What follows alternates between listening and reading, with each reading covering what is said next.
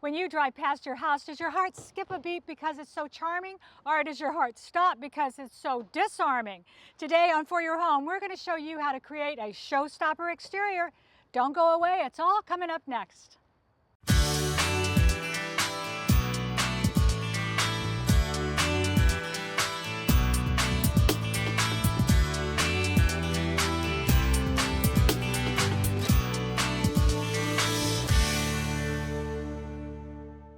Welcome to the third part of my personal home renovation diary. I purchased this house about 6 months ago, and I hated the exterior and the interior. So you're probably asking yourself, why'd you buy it? Well, because I loved the location. This great urban location was exactly what I was looking for. And I also knew that with a little TLC and some help from my talented friends, I could turn this place into a real show house. We have completed the massive demolition process.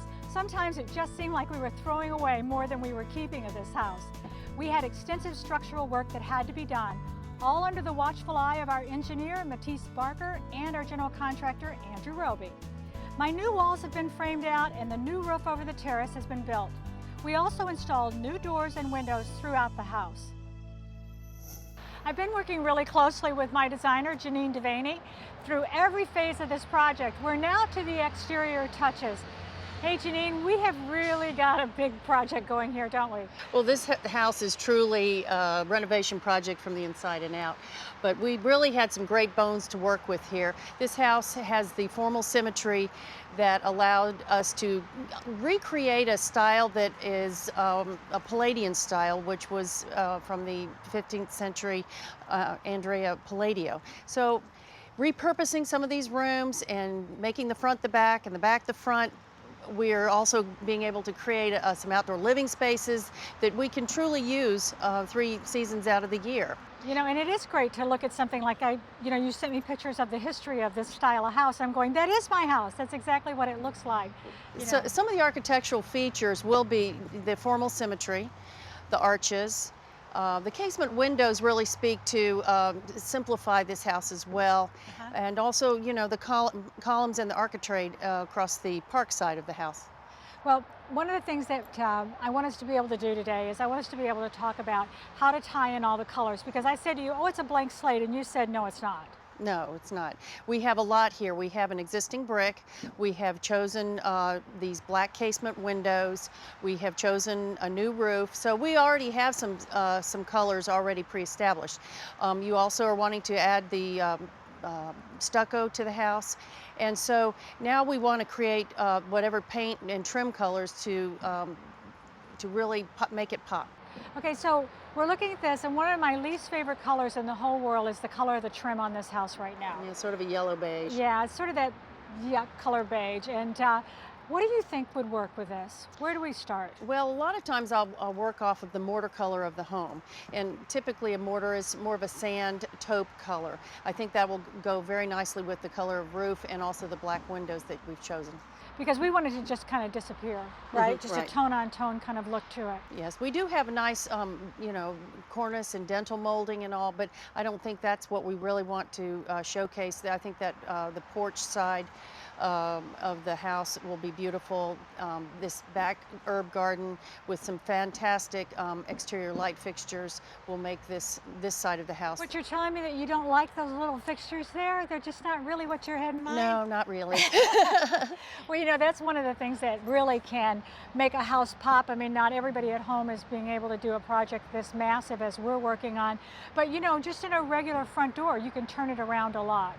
Now, we're planning on replacing this front door, but, you know, in anybody's home, they could change their light fixtures or maybe freshen their front door with a coat of paint. Yes, absolutely. Yeah. But the front door and the light fixtures really are what people are drawn to in looking at the curb appeal of the home. And I think it's coming together, don't you? Absolutely, I'm loving it, and inside and out. Well, we got a lot of work going on here today, as you can probably hear, and we had a lot of brickwork that had to be done on this project. We had windows that we made larger, and we had other windows that we took out completely and had to be bricked up. We also took away all the brick off the back of the house to make room for the new doors. When you're working with a house where the brick is 29 years old, it can be a real challenge to find brick that matches, but not if you know Bill Cantrell.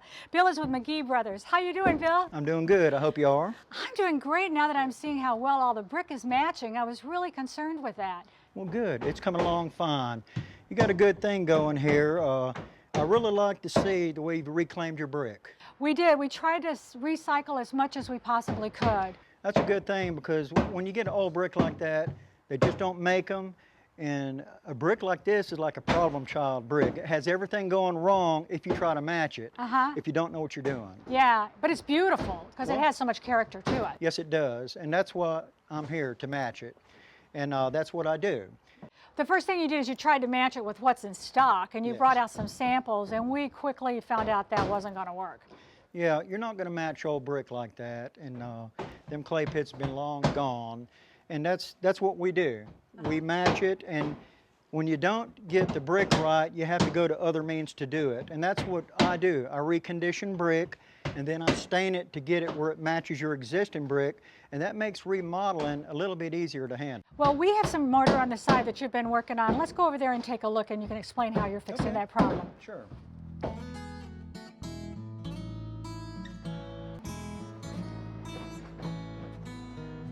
Now, Vicki, over here, this is one of the areas where you had a window replaced, and you had it all around your house. But I wanted to take this one section. What we Yeah, because usually we used to have a window here that's not here anymore. exactly. And so, if you look at the brick closely, you see this the texture on it. Yeah. There's no way to get that again. So I had a pressure washer come in here the other day, 3 days ago, and pressure wash it. And I wanted to see how good a job he did if he didn't take the sand off. And now he can go on and do the rest of the Okay, window. because you shouldn't just do regular power washing on a brick house like this, because you could damage it. You can cause more damage if you don't know what you're doing here than the help you can do.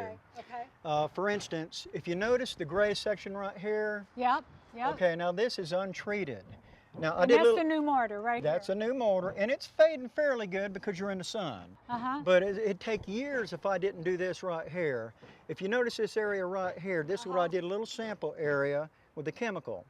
And this chemical takes 48 hours to really start working good. Because that's a lot lighter. Oh, it's a lot lighter. Yes, it is.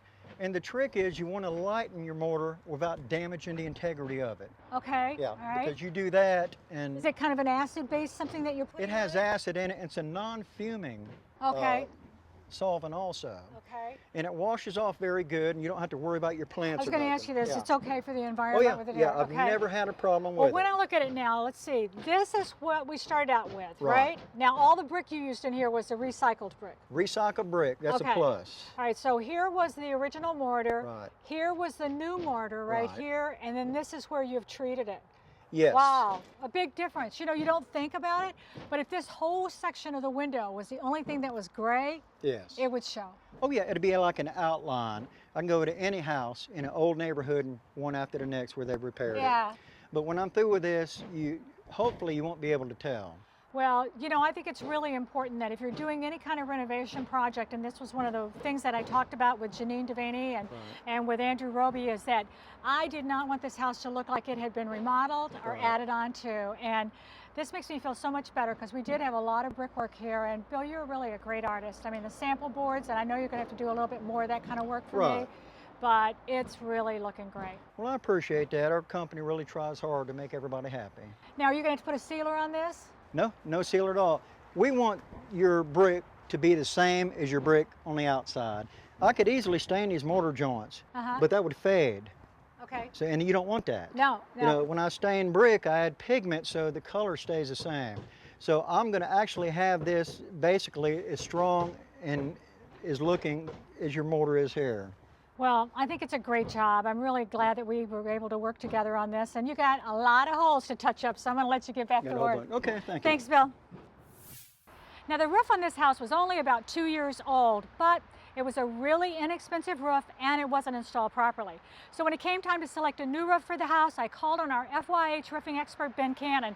Hey Ben, how you doing? Hey Vicki, how are you? I'm really doing good because now I'm seeing this new roof and I'm liking what we got going. Well, I think the color that we chose was really great. It is, and you know, picking the right color of roof could be hard, but you made it really easy.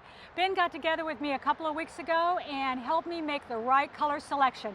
Take a look at that process. So now the important part is choosing a color for the roof, okay? You brought the sample boards out here and you know, they all look really good to me, but I tell you, I can't choose a color from a little bitty board like this. Well, what we normally do is we look at these smaller boards to get a grasp of the idea of what color do you like. You notice across the top of the boards there's several colors that are here, but we've only selected 3. And that's based on past conversations that you and I've had. We selected those colors based on the brick color of the house. And future. So these are the 3 that we think might work. We think might work. And at that point, when we think we have what we might have as our roof color, a lot of times we'll put a sample patch of that roof on the actual roof slope. You can see it against the existing brick.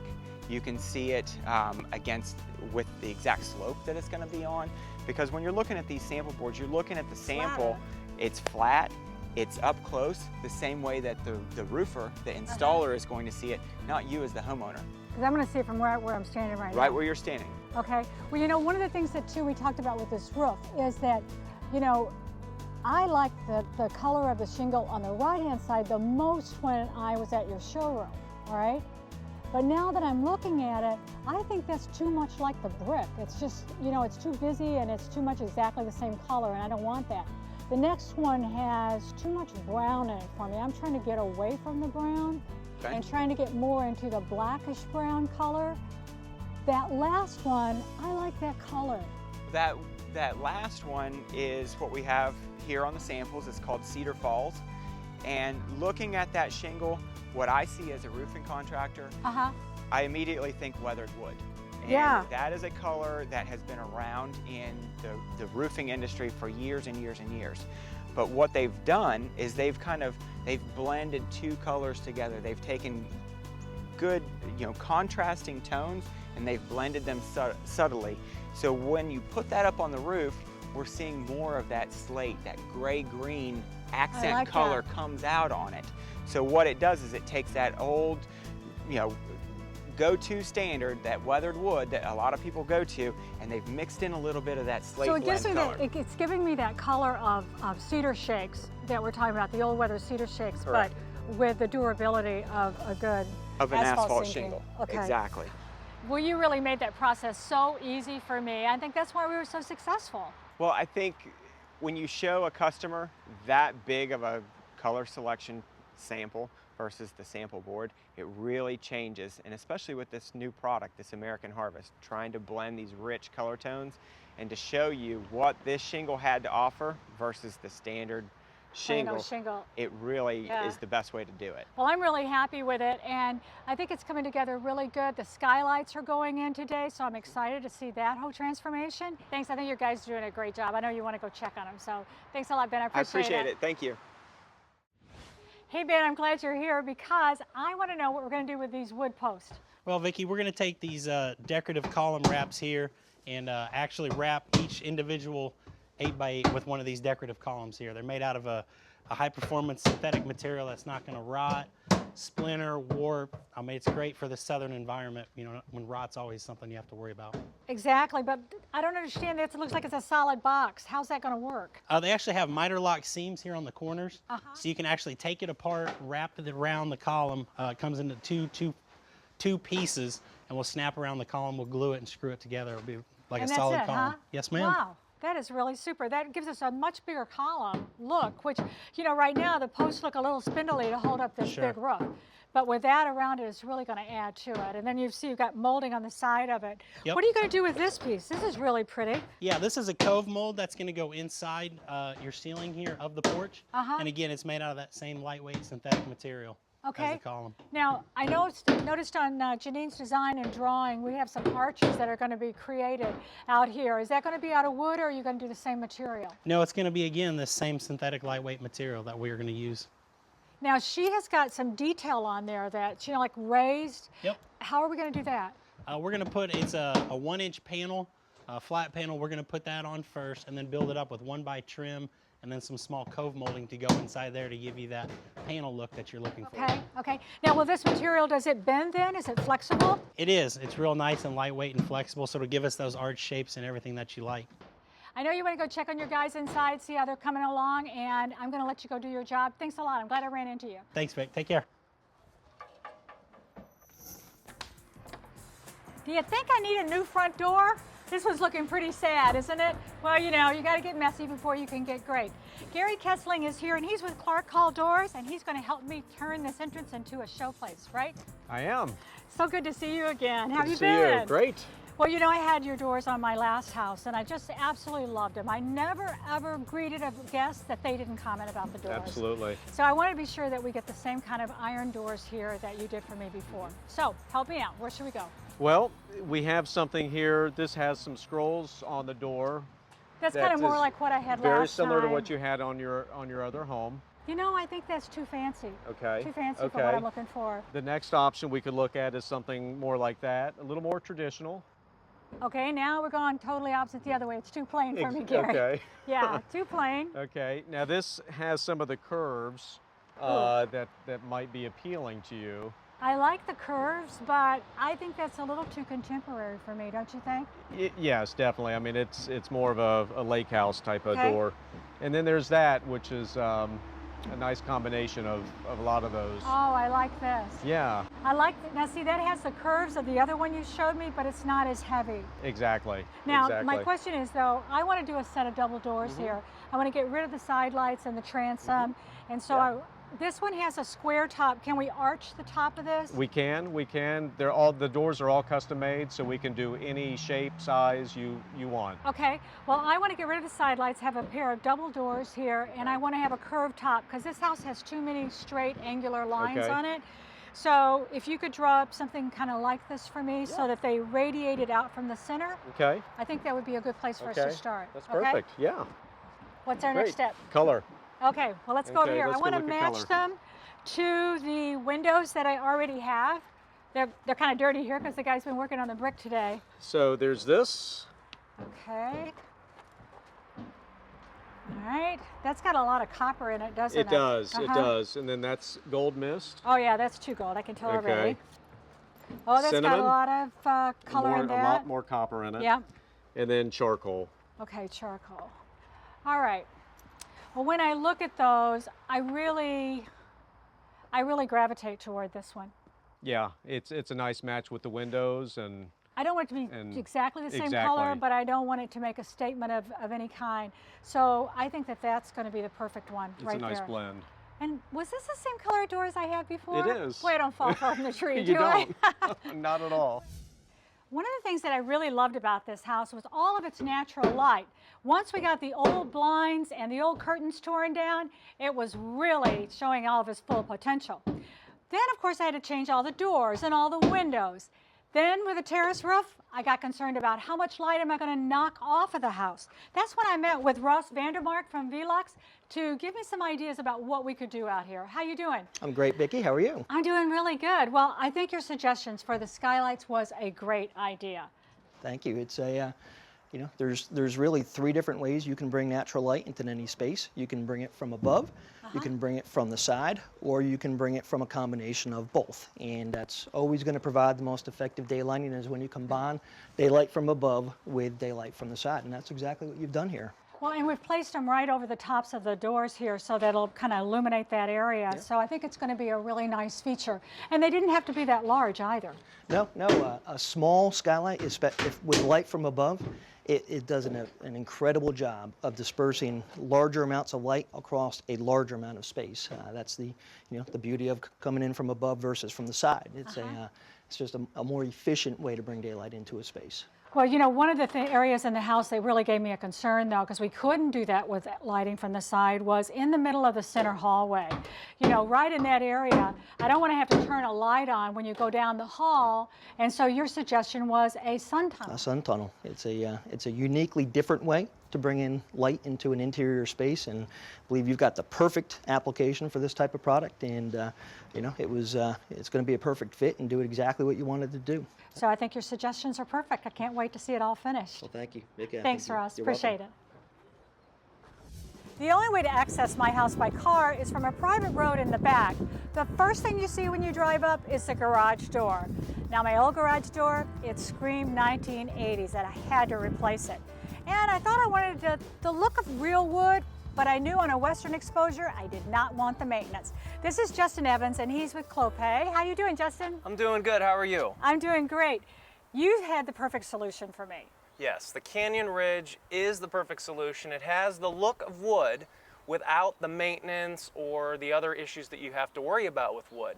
It's molded from actual pieces of wood. Because this does look like wood. This has got graining to it and everything. That's the reason it looks so realistic, is we molded this from real pieces of wood. And there's different types of wood that you can choose from. This is a mahogany grain. So again, it's a nice tight grain, which gives it that really refined look. But if you want a more rustic look, there's other grains that you can choose from. A pecky cypress here is an example of something that you might find if there were stone or a more rustic type look. Yeah, exactly. A stone house that would be perfect for. Now, I saw the guys when they were installing this, and it looked like it just went in like a regular, even though it looks like a carriage house door, it went in panels and sections. Absolutely. That's one of the things that folks, when they see doors like this, they say, you know, I really like that look, but I can't get one of those swing open doors. It operates like a regular sectional door, even though it has that swing open look, so it works with a traditional garage door opener. Well, it's going to work really great for me. Now, when it came time to open and close this garage, I wanted to go high tech. Take a look. This is Paul Accardo, and he's with Liftmaster. He's brought me some great new toys, it looks like, to operate my garage door, right? I sure have. How are you doing, Vicki? I'm doing great, Paul. You know, the garage door is so beautiful. It was such a nice change from what we had before. But looks like to me, these are totally different from everything that I know as garage door openers. Yeah, garage doors today, Vicki, do a lot more than just open and close your door. They can do a lot more and can kind of serve as a communications hub for your home. So we brought a couple of devices to show you today. Okay. This device comes with the garage door opener that you purchased. This is a device called an internet gateway.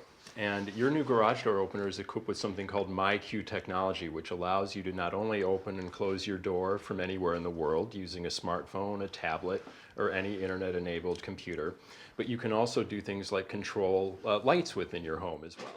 Okay, So- well, let's back up to that part about anywhere in the world. Anywhere in the world. Yep, Okay. absolutely. So like if I'm traveling in Italy and I get a text message from FedEx and they say, we got a package to deliver for you, I can just push this button and my garage door will go up and they can put it in? You can let your FedEx guy in the door from anywhere in the world. Hey, that's a pretty handy thing to have, I think. It sure is. And you'll know how long the door's open as well. Very good, okay. And when he tells you he's done, you can shut it. All right, now tell me about the lights. You can also control lights in your home from anywhere in the world. Turn them on, turn them off. You know, we always use those old-time timers. So everybody you know? knows it's casing your house that your light comes on and a certain exactly. timer goes off. If you're in Italy and you feel like turning on a light in your home, you can do so. Very cool. Now All through your garage door opener. with a garage door opener. Now how does that work? First of all, you take this device, which is available for about $40, and you plug this into your internet router. You sync it up with your garage door opener, and this serves as the device that enables all of this communication to happen. Okay, just that little box. Just this little Okay. box. This device is how you control your lights. This is a remote light control. And it looks pretty much like the kind of timers that we were just talking about. Very much so, only without that old-fashioned dial on it. You plug it into the wall, you Okay. plug your light in here, and sync it up again with your garage door opener, and you can control it from your smartphone. Okay, so when if I want to put that, let's say for example, on a light in my living room. So when I open my garage door, will that automatically turn on the light? It won't automatically turn on the light, but you have a separate control on your smartphone that'll enable you to turn on the light. Oh, okay, very cool, like that. What is this one? This is a device that goes inside your home. This also involves the MyQ technology that your opener has. This is called a garage door monitor. This tells you, like, let's say you're laying in bed and you have that sinking feeling that you might have left the garage door open. If the red light is on, that means your door is open and you can shut it from bed. Oh, that's pretty cool. Without having to get up. Okay, I like that technology. Now, does that have to be synced up with everything as well? It does. Okay. Now, I have my iPhone here and my iPad, Yes. all right, which I've been having great fun playing with. You know, I'm learning all these apps. So I'm assuming that you have an app that goes onto these as well? We do. It's downloadable from any of the app stores, Apple, Android, BlackBerry, and you can simply download it. It takes about 2 minutes to do it. You've been playing on my phone, so you probably already did this, right? Yes. Oh, look, I have a text message. How about that? Okay, so I see it right there. So I got a little button right here, and so I just push that, and then it's going to take me right through. And you're going to tell me what you set for my password, I hope, right? So I can upgrade this. You got it. So I just go right through with any of them, log in, and it allows me to do all these things we've just talked about. And you're set to go. Okay. Well, I think that I'll try to download the same kind of app on my iPad. So if I'm sitting in the car working on it, or I'm working on this in Italy or wherever, I can open and close that garage door. Work continues to go on, and believe me, that is music to my ears. I hope I've shared some ideas with you today that you might apply to your own house to give it a better curb appeal, even if you're not doing a major wild project like I'm doing. Now, next time on For Your Home, this project is going to go into its next phase, which is the interior. So make a date to join me then. You know you're going to see how it turns out. Do you want to know more about the projects today or our guests? Visit us on the web. You're going to find great behind-the-scenes shots, streaming video, project ideas. We even have an e-newsletter with tips and ideas. It's foryourhome.com.